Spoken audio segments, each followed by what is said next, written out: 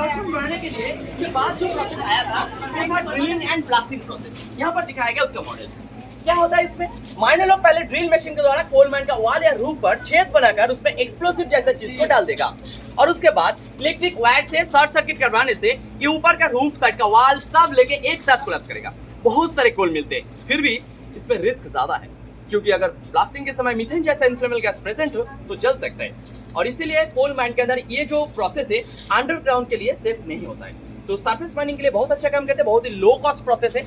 आजकल यहाँ पर कोल्ड ब्लास्ट नाम का एक प्रोसेस यूज होता है जिसमें जैसा लिक्विड नाइट्रोजन का जो वॉल्यूम एक्सपेंशन होता है उसके ऊपर काम करके इसको ब्लास्ट करवाया जाएगा। आई मीन जस्ट क्रैक करवाते हैं, उसके बाद मशीन से काट के निकाल लेते हैं।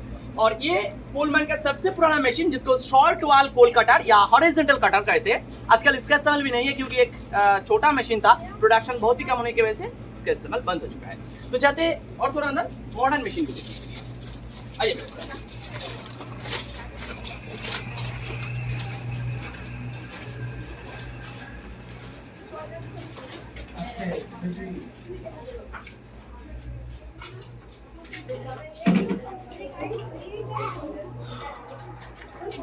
यहाँ पर दिखाया गया कोल माइन का एक मॉडर्न मशीन जिसका नाम है कंटिन्यूअस कोल कटर मशीन। इसमें 4 ब्लेड यूज होता है। जो इंडियन माइन है इसमें सबसे ज्यादा इसी मशीन का इस्तेमाल किया जाएगा। इसमें 4 ब्लेड का जो शार्क है इसमें टंगस्टन कार्बाइड का चिप यूज होगा। जब ये सामने की ओर घूमेगा तो इस वाल से कोल को काट के गिराएगा, नीचे रखा गया प्लेट के ऊपर। प्लेट के साथ 2 self controlling hand like lever है। ये लीवर प्लेट से कोल को चेन के ऊपर लाता है और इसी चेन के जरिए धीरे धीरे कोल पीछे चला जाएगा एक शटल केयर के अंदर। थोड़ा सा देख लेते हैं ये मशीन कैसे काम करते हैं।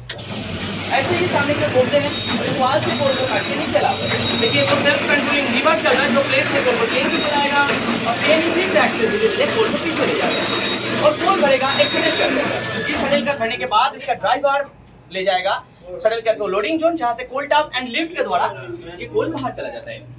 जो मशीन में दिखा रहा हूं आप लोगों को इसका एक्चुअल साइज इतना छोटा नहीं है, इससे भी स्ट्रिंग स्ट्रेच रहते हैं तब तक इसमें ग्रीन इंडिकेटर ब्लिंक करेगा। जब इसका ग्रीन इंडिकेटर रेड में बदल जाएगा तो पता चलेगा कि कोल माइन के अंदर का जो रूफ है ये कभी भी कोलैप्स हो सकता है और उस समय रेड इंडिकेटर को देखकर माइनर इस मशीन को बंद कर देते हैं और रूफ प्रोटेक्ट करने के लिए यहाँ पर ऐसा रूफ बोल्ट का इस्तेमाल किया जाएगा क्योंकि रूफ सपोर्ट सिस्टम हम लोग यहाँ नहीं लगा सकते। रूफ बोल्ट जो है ये 1 से 1.5 मीटर तक लंबा होता है। रेजिन पैक के साथ इसको बोरिंग करके कोल माइन का रूफ के अंदर फिक्स कर दिया जाएगा। बाहर से दिखने में तो ये बहुत छोटा लग रहा है, एक्चुअली अंदर इतना छोटा नहीं होता है। ये रेजिन पैक के साथ जाएगा तो ये बहुत ही मोटा होता है और जब रेजिन हार्ड हो जाएगा तो उसका स्ट्रेंथ चेक करने के लिए एक मशीन को इस्तेमाल किया जाएगा जिसको कहते हैं एंकरेज टेस्टिंग मशीन। इसी मशीन के जरिए स्ट्रेंथ चेक करने के बाद फिर से माइनिंग स्टार्ट होगा। चलते हैं नेक्स्ट स्टेज पर। मैं जो मशीन आप लोगों को दिखा रहा हूँ करके मशीन में भेजना, अगर ज्यादा चार्ज आए तो उसको ग्राउंड कर देते और क्रॉस सेक्शन के अंदर मैं एयर वेंटिलेशन करने के लिए दिखाया था फैन। ये है एक्चुअल फैन जो कोल माइन के अंदर यूज होता है। ये सारे कोई ना कोई कोल माइन के अंदर यूज किया हुआ मशीन है, आप लोगों को दिखने के लिए रखा गया है। चलते नेक्स्ट स्टेज पर। कोल ट्रांसपोर्ट के लिए आजकल ये कोल टॉप वाला जो प्रोसेस मैंने आप लोगों को दिखाया है ये लगभग बंद हो चुका है। यूज होता है ऐसा कन्वेयर बेल्ट, जैसा आप लोग मेट्रो स्टेशन एयरपोर्ट में लगेज कैरी करवाते हैं या फैक्ट्री में प्रोडक्ट कैरी होता है, वही चीज यहाँ पर कोल ट्रांसपोर्ट के लिए इस्तेमाल किया जाएगा।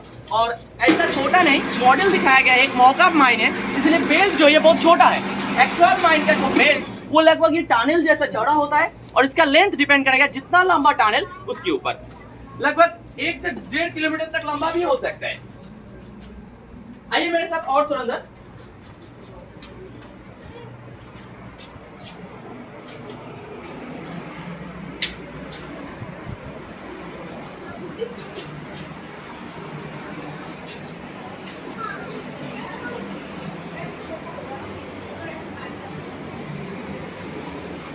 ये कटर है।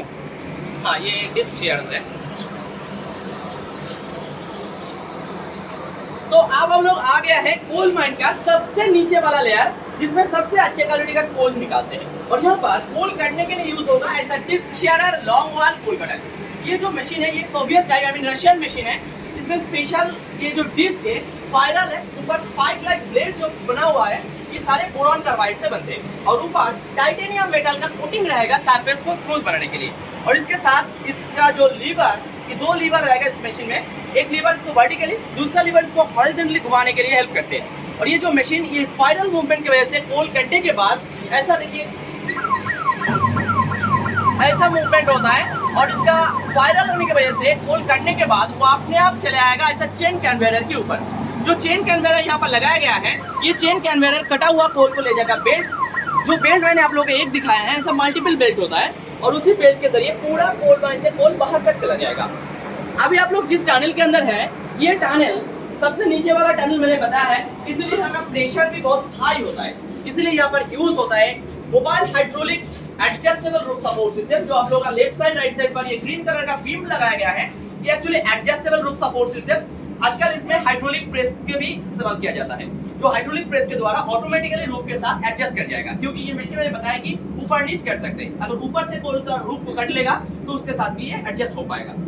कोल माइन के अंदर मानिए हम लोग 100% कोल को डिटेक्ट किया है। एक्चुअल कोल माइन के अंदर जो स्टॉक रहते हैं 100% कभी डिटेक्ट नहीं हो सकते, फिर भी जो डिटेक्ट हुआ है अगर उसको 100% माने तो उनमें से हम लोग सिर्फ 60 से 70% कोल को निकाल पाऊंगा। बाकी कोल को कोल माइन के अंदर छोड़ के जाना है। कहाँ छोड़ना है? देखिए ये जो कोल माइन का रूफ है, सॉरी वॉल है, इसमें छोड़ना है। रूफ में कुछ छोड़ना पड़ेगा और सबसे ज्यादा छोड़ना पड़ेगा कोल माइन का पिलर, जो कोल माइन का एक्चुअल रूफ सपोर्ट सिस्टम है। जैसे इस कॉर्नर में देखिए, यहाँ पर भी है, आप लोगों का पीछे जो पिलर दिख रहा है उसमें भी है। बहुत सारे कोल इसमें लॉस होता है, फिर भी हम लोग इस कोल को काट नहीं सकते। अगर इसको काट लेंगे तो ऊपर का रूफ को सपोर्ट देने के लिए ये रूफ सपोर्ट सिस्टम जो है ये हजारों लगाने से भी काम नहीं चलेगा। इसीलिए ये रूफ सपोर्ट देने के लिए इसको छोड़ना ही पड़ेगा। ज्यादा कोल काट लेंगे तो आप लोगों को पता है कि लगभग 6-7 महीने पहले ये हुआ है असम में। जैसा कोल काटने की वजह से यहाँ का जो पानी है वो धीरे धीरे अंदर आ गया है और पता ही नहीं चला कि कोल माइन का ऊपर का जो टनल वो पानी से भर चुका था। फाइनल लोग काटने के लिए अंदर चला गया, बाद में जो ऊपर से रूफ कोलैप्स हो गया और उस समय टेलीकम्युनिकेशन सिस्टम पूरा डिटैच हो गया और इसी की वजह से पता ही नहीं चला, इतने सारे माइनर कोल माइन के अंदर था, सारे के सारे एक साथ मर गया था। आप लोग इस टनल से जाइए, जो कोल माइन आप लोगों को दिखाया है उसमें जो मशीन यूज होता है उसका स्टेप वाइज मॉडिफिकेशन कैसे हुआ है उसका मॉडल मिलेगा आप लोगों को। और राइट साइड पर जो एपरेटस यूज होता है एयर वेंटिलेशन सिस्टम, इसका मॉडल है।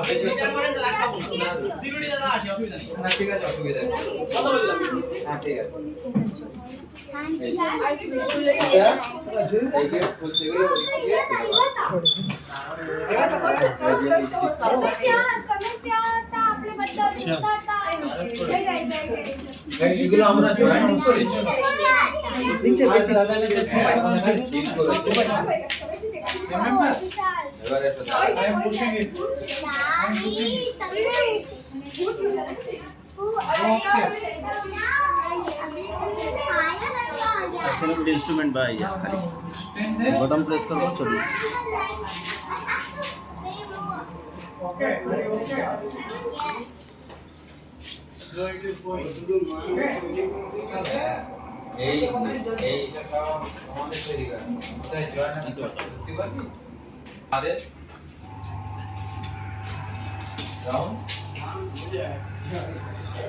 আমরা তো বুঝতে পারবো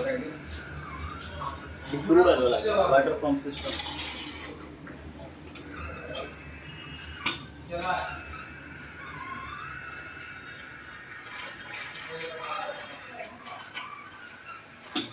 चलो।